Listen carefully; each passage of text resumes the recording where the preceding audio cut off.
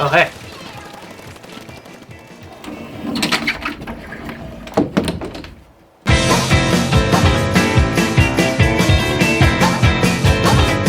You know something I really like? Splatoon. Splatoon is a rare example of a game I've been in love with since its inception. Sure, I love series like Zelda, Mario, Xenoblade, and Pikmin, but with each of those series, I jumped on board after the ship had already started sailing. Splatoon is something I watched grow from the very beginning. Okay, well, maybe not the very beginning, but you get the point. E3 2014. The presentation that will forever live on as freaking glorious. The reveal of what would become Breath of the Wild, Xenoblade X, Mario Maker, Smash Wii U, Yoshi, Captain Toad, Pokemon, Kirby, Bayonetta, Hyrule Warriors, Amiibo, and Splatoon. It's not a stretch to say this was one of the best Nintendo Directs ever. I vividly remember watching this Direct, and the fact that I almost didn't even get to see it live because I was stuck in the backseat of a car driving home from a family vacation in the grand old year of 2014. This was back in the days when we didn't have unlimited cellular data. I might have killed my family's data plan that day, but damn it if it wasn't worth it.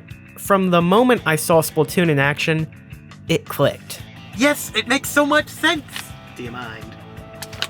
I recall pouring through every piece of footage I could find coming out of E3, and the constant anticipation of the game's release throughout the entire next year. You could really tell I was excited. I mean, just look at this tweet I made in March 2015. Seems I was still making quality takes even back then. The next step in this hype cycle was watching preview coverage for the game like a hawk. And all that knowledge paid off on May 8th through 9th, 2015. The day that will go down in history is the day I massacred the entire squid race with a paint roller.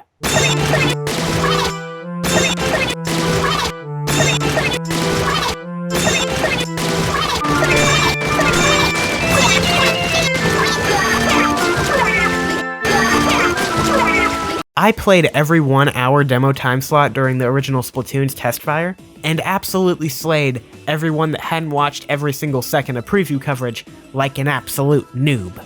Yeah, those were the days. But then came May 29th, 2015. The day Sploon. The fact that Splatoon was so successful is kind of a miracle. I told you about how, before release, I had an insurmountable passion for splatting squids, but I was what I thought would be a very small portion of the population that liked color, shooters, and actually owned a Wii U. I thought there would be maybe, 5 people of that description in the universe. Oh hey, well, it's still 5. Splatoon was a massive success to say the least, and for such a new, different, and kinda outright weird idea, that's unbelievable. The Squid Kids had not only shot their way into my heart, but apparently the hearts of many others. Even despite the A+ marketing that was, this. You're a kid now, you're a squid now, you're a kid, you're a squid, you're a kid, you're a squid, you're a kid now. Wii U era Nintendo was weird. Anyway, let's boot up the game and take a closer look at Splatoon.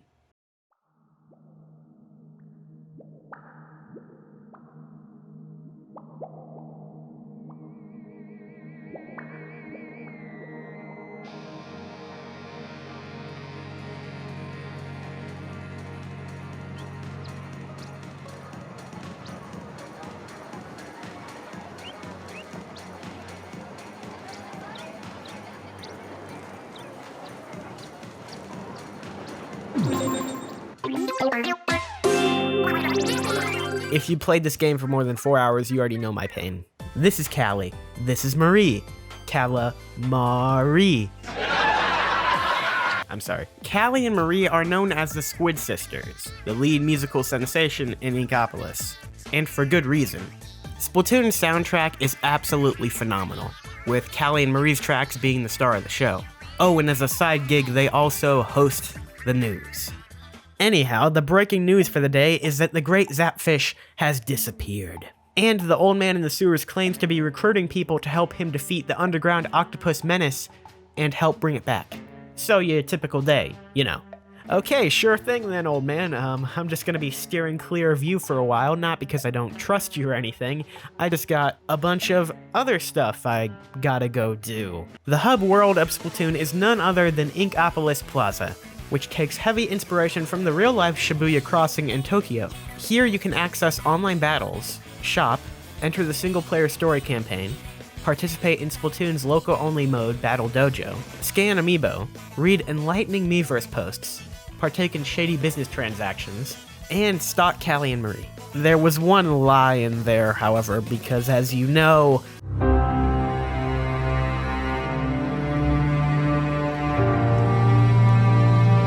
That's a shame, she was really nice. but in all seriousness, the plaza does feel kinda empty in 2020 without it.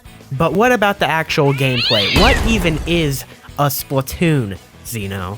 See, I'm glad you asked, because I have prepared an informative infomercial inside of this YouTube video. It's video inception. This informative video will explain the basics of Splatoon to all of you, my lovely viewers. Let me just pop it on in the VCR.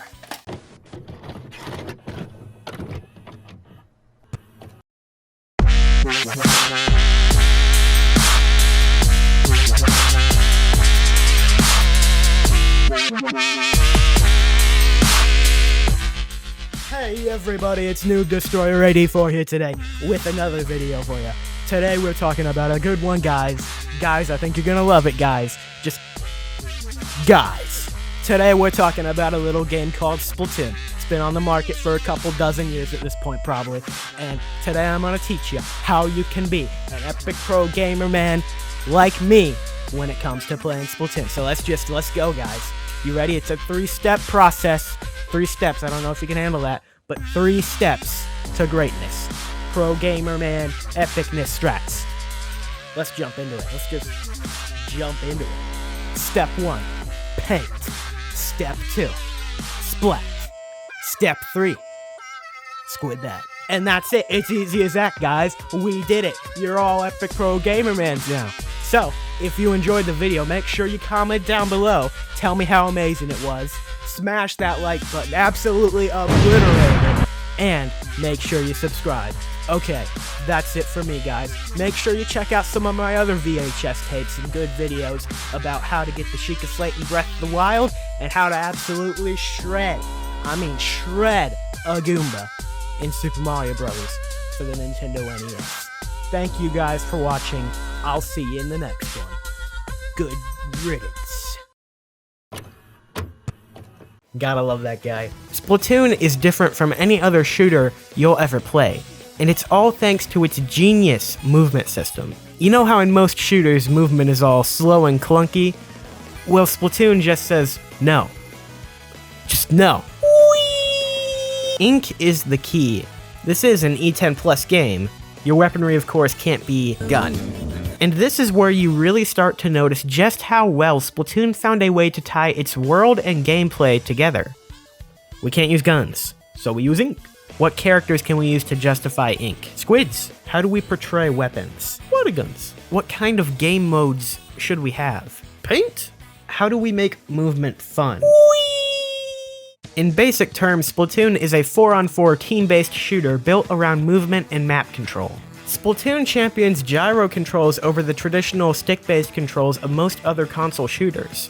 And my only question is, how the heck have I not seen this done before? The gyro controls in Splatoon work amazingly well, to the point that they are almost certainly the superior control option for most people. Ask almost any competitive player, trust me, they will tell you sticks are trash.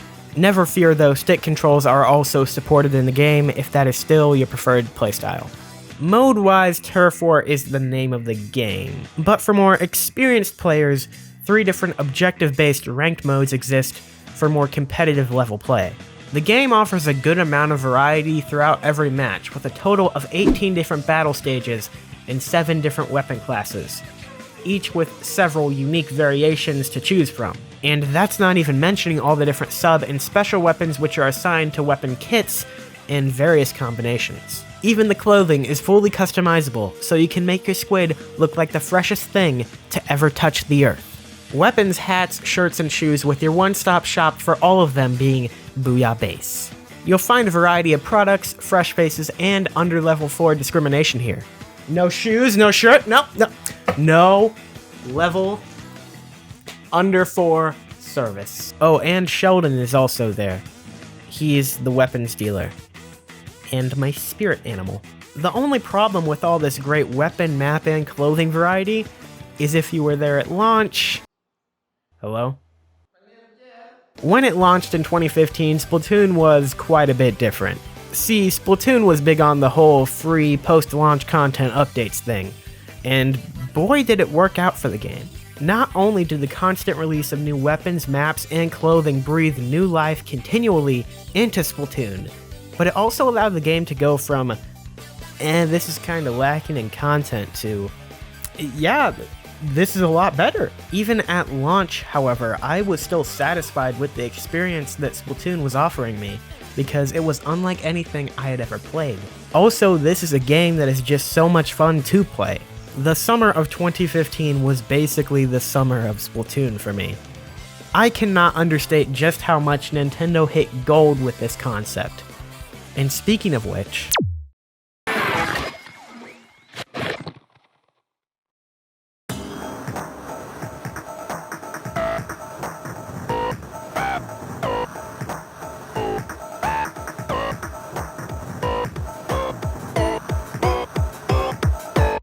Octopus fighting squids.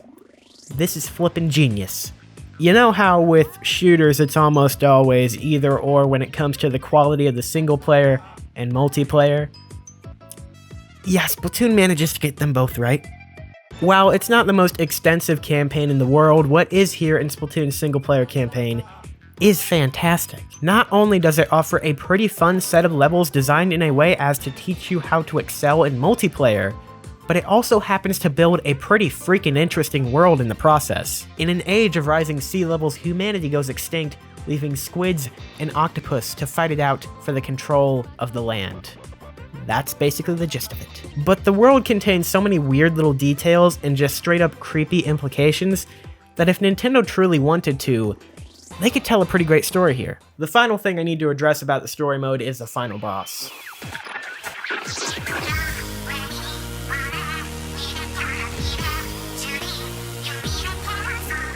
This is hands down one of the best final boss fights in the history of final boss fights, and encapsulating bold, different, flashy, surprising, challenging, and full to the brim with sick beats final battle. Take notes, Breath of the Wild, this is how you do a final boss fight right. Not even Splatoon's own sequel could live up to the magnificence of this, which is more of a discussion for another time, but my goodness, Octavio's boss battle. Hello? I love you. Finally, for Splatoon's final game mode, we have the Battle Dojo, a 2-player local-only mode where one player uses a gamepad and the other's at a severe disadvantage. Hey, not if you're like me though, and just get a little resourceful. What am I looking at? I'm not joking. This is Nintendo's official solution for providing 2 players with motion controls in Battle Dojo. The Battle Dojo is basically a watered-down version of the online single-player experience. So you got these balloons, and you need to pop more of them than your opponent. You say the word balloons in a video game and I'm already losing interest. In the Battle Dojo, you pick from 1 of 8 kits, all without special abilities, because you find those in cans on the field for some reason. On top of these limitations, you can only play on the 5 launch maps, because in case you guys couldn't tell, Nintendo totally forgot about this mode over Splatoon's 1.5 year run of free DLC. I mean, it's for good reason though. The Battle Dojo is just straight up not as fun as the other modes available in Splatoon. I enjoyed the time I spent playing it, and local co-op is something I'm glad to have in Splatoon, but this mode just makes me wish I was playing the other online modes instead. It's not bad, but it's not good. This is a game I really love though, and I hope you kind of understand why now. And it sure did deliver on the promise I saw in it all the way back in its reveal trailer. Today, after a highly successful sequel, Splatoon sits in the big leagues of Nintendo IPs. And as someone who would never expect this outcome, I couldn't be happier.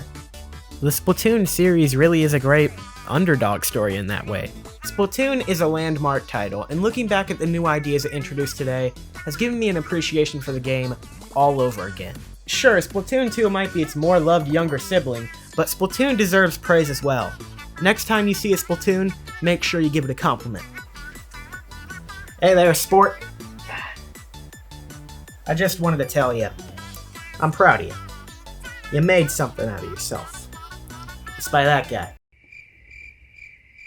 If that's not something to be proud of, I don't know what is.